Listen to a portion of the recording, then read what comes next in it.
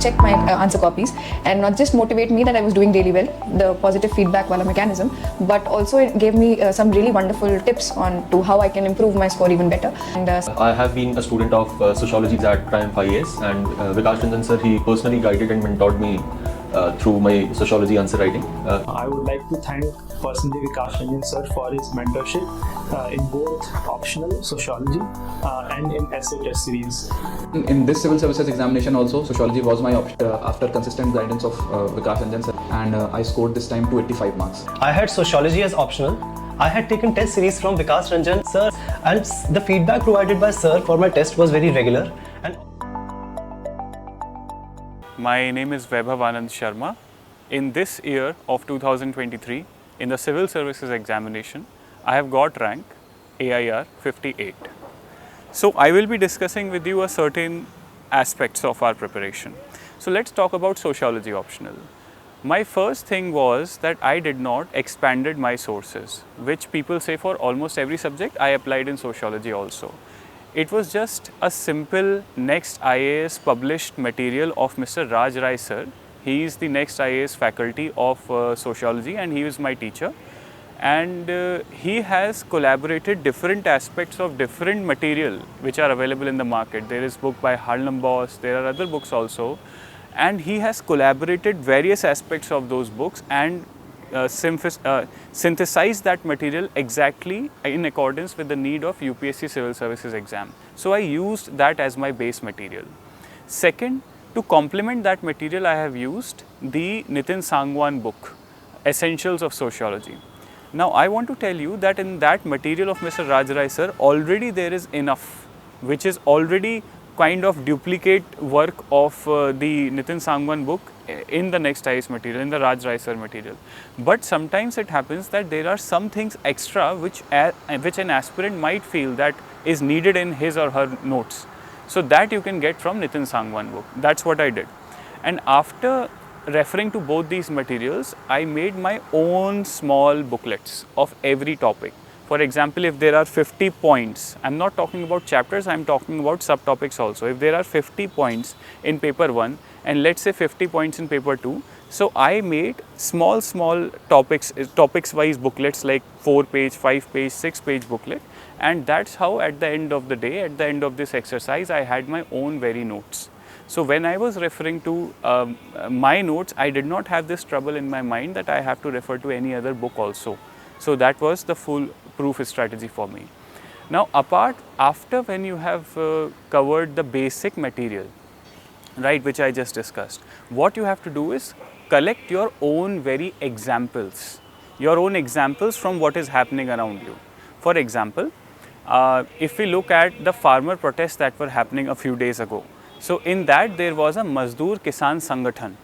So the Mazdoor Kisan Sangathan was one of the lobby group, was one of the pressure group that was spearheading those protests. So if you look at the name itself, it's Mazdoor and Kisan. The Mazdoors, the laborers, they were demanding certain things for the Kisans, that is the farmers, and the farmers were also demanding certain things which were belonging to the grievances of the Mazdoors, that is the labor. This is an example of development of true class consciousness, which is a topic which we study under the heading of Karl Marx. So he says that when different class people, they understand that they are actually just partaking in false class consciousness, and when they understand that they share the same situation in the mode of production, they transform into true class consciousness, that we all are one, and that is the symbol of communism also. There is an axe and there is a sickle, so it is the coming together of an axe and a sickle, true class consciousness. So this way you have to just look at the current affairs and note down your own innovative examples. This way your sociology optional strategy would be complete. What would be remaining is test series. What would be remaining is practicing tests. For that, I think first thing to refer is the previous year questions. Join any respectable test series in the market which is able to judge what you have written, give the evaluated answers on time, and I would request each one of you that if you are planning to give mains next year, then the best time to practice tests is December, January, then stop prepare for prelims, and then once you are done with prelims, just revise whatever you had already done in the December-January period, and you would be in the best situation to get very good marks in that sociology paper. And one more thing that I want to add in the sociology optional strategy is that while you are preparing, please try to understand the topic holistically. Don't be in a rush that you have to complete the syllabus. Yes, syllabus completing is important, but if you do not invest time on the topics, for example, Talcott Parson, I have met many of my mates who were not able to get good marks in sociology. They got around 250, 260, and they are very intelligent people. The only difference that I found between me and them is that they were rushing through the syllabus. And because of this, what happens is that despite you have read Talcott Parsons but never understood it really, it is never there in your long-term memory and you are never comfortable with that topic. So I think you should invest time with a relaxed mind that, okay, if I am talking about, say, class, then what was Weber's approach towards class? What was Karl Marx's approach towards class?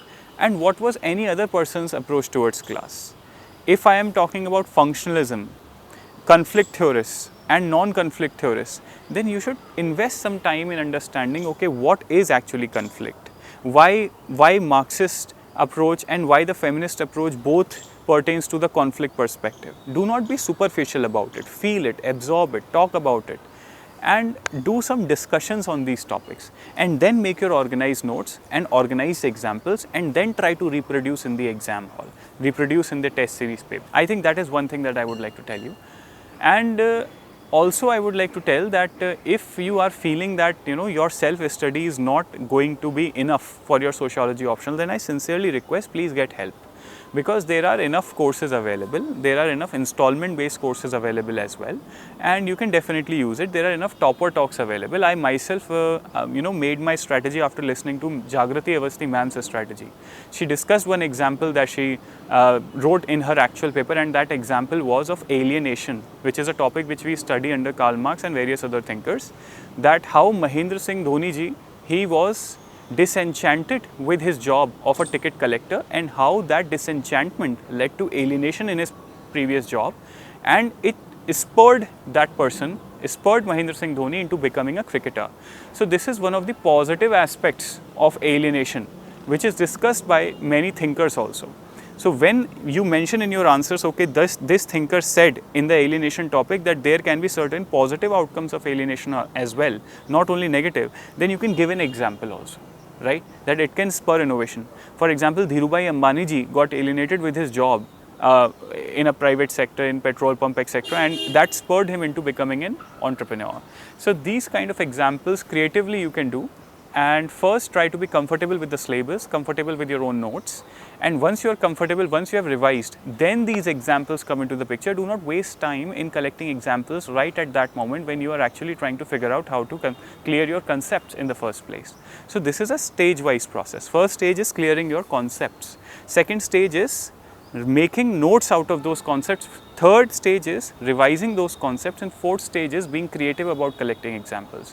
What I see among students is that they are reading the concept, it is half baked in their mind, and they start debating on Telegram groups regarding the examples. Okay, this is there in newspaper, this is there in newspaper, this should be an example. Please don't waste time on such discussions which do not lead to any kind of fruits. First, clear your concepts, then collect examples. I think this was my sociology strategy all in all, and I hope that you all get good marks in sociology.